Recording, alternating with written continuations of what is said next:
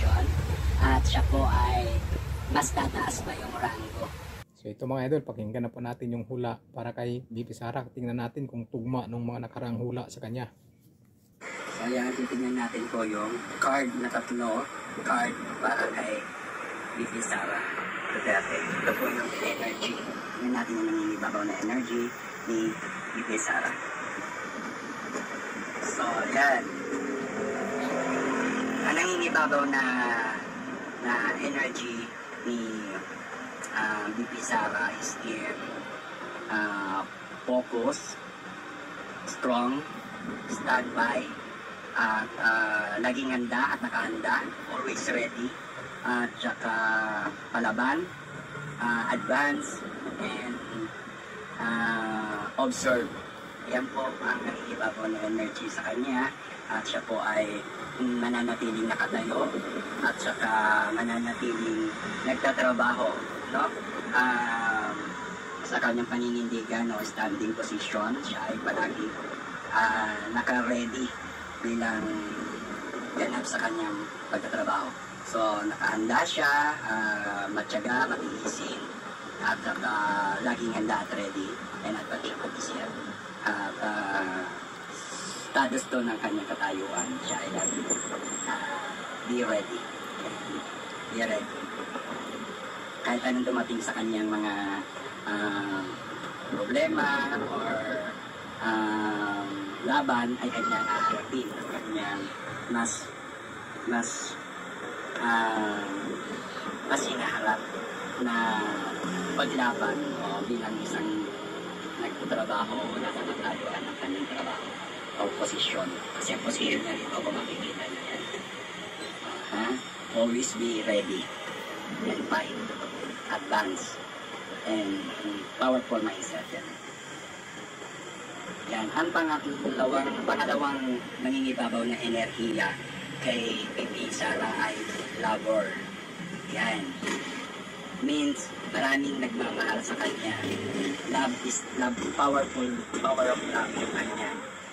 Enerhiya, power of love. No? Ang power of love na nangingibabaw kay BP Sara, yan po. Energy, fighting position, lover, sabihin, power of love, marami siyang attraction for love, attraction for, basta lover, ano siya, yung mahal ng mga tao, no? Ibig sabihin, mataas yung energy niya sa pagiging lover or lover, no? Ibig sabihin, mga lover kay BP Sara, napakalakas. Yan. Rest of Jesus, actually mananatili siya sa kanyang posisyon, at siya po ay mas tataas pa yung rango, no? Siya po ay maaaring nahihirapan sa pagbupo. Ngayon, nakaposisyon siya. Ito yung posisyon niya. Yan. Yan. No? Ibig sabihin yan, less of Jesus, pwede rin negative na less of truth. Ibig sabihin, das na siya. Kasi po, siya po ay high priorities. No? Dahil ibig sabihin, ang taas niya. No? Ibig sabihin, posisyon. Ang taas ng posisyon niya dito. No? Yan. Posisyon, lover, and standard. No? Or matawag na trabaho. Ayan. Lover, trabaho, and so napakaganda ng powerful energy.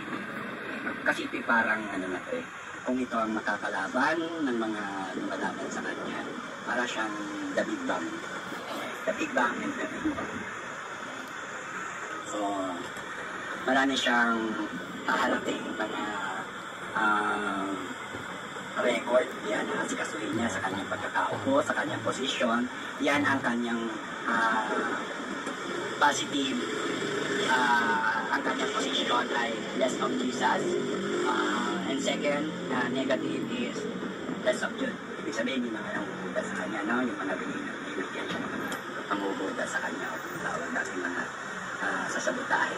And this time, nakikita rito ang posisyon niya ay nakaupo siya, ngunit na magiging abala siya or seryoso sa kanyang mga documents, record, list. Yan ang kanyang kalagayan. No? So, Tumaayon ang baraha sa kanyang katayuan, posisyon, pagkakaupo, at saka list. Ito yung list of the record and record list. Yan yung mga makapal na libro. So, andyan yung hirap siyang sundin or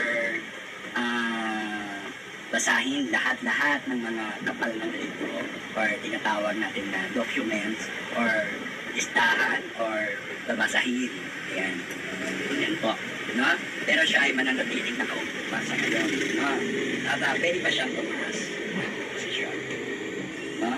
Ito kasi sinasabi mahirap ang pagkakaupo niya ngayon. No?